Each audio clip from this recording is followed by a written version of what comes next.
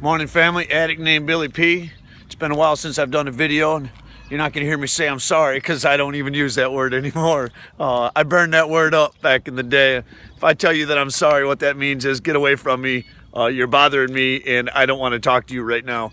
Instead of using the word that I'm sorry, today I used the word that I apologize, and I'm not going to apologize for not doing a video in a while because I've been extremely busy.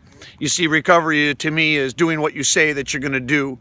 Back in active addiction, I was really good at saying a lot of stuff, but I never followed through with anything. And 4,139 days ago, I came into the place that I'm at right now, and I surrendered. I said, I'm done. I can't do this anymore. And, I don't know what this video was supposed to be about. I hear a lot of people say, you should do a video on the fourth step, and you should do a video on this. And I've heard people say, oh, dude, you're the voice of recovery. Listen to me. I'm not that important, okay? I'm not the voice of recovery. I'm just a voice in recovery with my experience, my strength, and my hope. I know that it's possible to come in one time and not use anymore. This past week, I've been dealing with a lot of different cases with a lot of different addicts. I've dealt with a young lady, 23 years old, who OD'd, went into the hospital, and went down there to bang dope in the bathroom of the hospital and ended up being admitted to that hospital. And you know what they did? They give her that reversal shot and hit her with that Narcan, and they got her vitals all stabled out, and then they did this. Then they sent her right back out onto the streets, man, in Flint. That's what they did.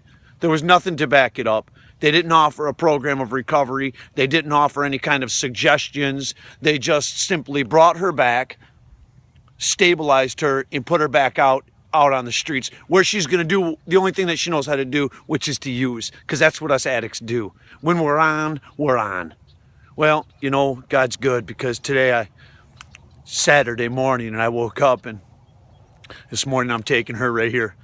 I'm taking her to the place where I started. I'm taking her to the place where my wife started. I'm taking her to the best facility that there is. I'm taking her to the place where I went down to Cincinnati, booted in a door, and brought a brother who was fallen, and he's currently here. And for that, I'm extremely grateful.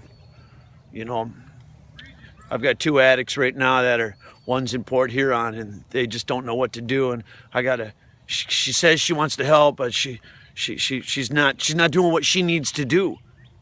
See, just because I'm not responsible for my disease, I am responsible for my recovery. Nobody's going to set this up for me. I'm the one who has to set it up for myself.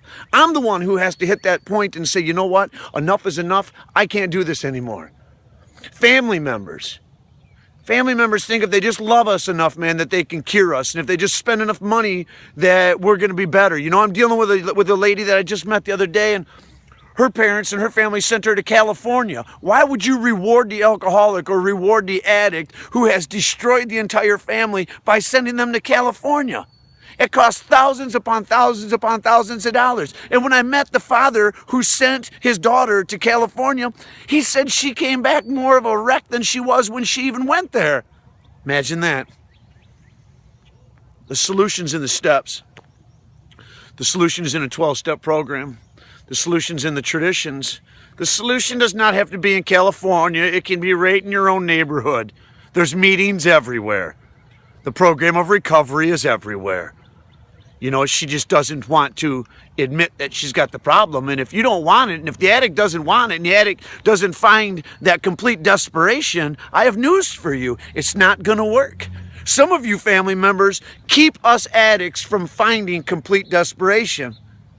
I got news for you. This dope fiend, I will never deprive the addict of their desperation, because that's what they need in order for them to finally draw that line and say, I'm done. I'm going to become willing to do whatever it takes to try to find a new way to live. I come in here every Sunday and I preach the gospel of Christ and spend the day with addicts who are trying to get better. And some make it and some don't, and everybody wants to put statistics on this program, and they want to put statistics on this fellowship, and they want to put statistics on this building over here, and they say if you go to Florida that your odds are this. Listen to me, your odds, man, are simply the same no matter where you go. It's 50-50. Either you're going to pick up or you're not going to pick up. I don't care where you go. You got to ask yourself, did you finally hit that point of desperation? that you need to become willing to make changes in your life to experience what life is all about. I've had this smile on my face for 4,139 days consecutively. You know what? I ain't gonna give it away for nothing. It's a smile of happiness. It's a smile of joy. My heart was broken this week dealing with as many families as I dealt with and dealing with as many addicts as I've been dealing with. And you know, the sad part is some of them ain't gonna make it. Some of them ain't gonna make it. If the drugs don't kill you, man, the lifestyle can and will. But on the flip side, man, no addict has to die today. No addict has to use again. You have to find that desperation. Society doesn't want to give us many chances, and they want to say, call us this, call us that, and say we're never going to amount to nothing. Do you realize in my truck right now is a 23-year-old young lady? She's somebody's daughter. She's somebody's granddaughter. This world and the disease of addiction has made her think that she's worth nothing. That she's never going to amount to anything.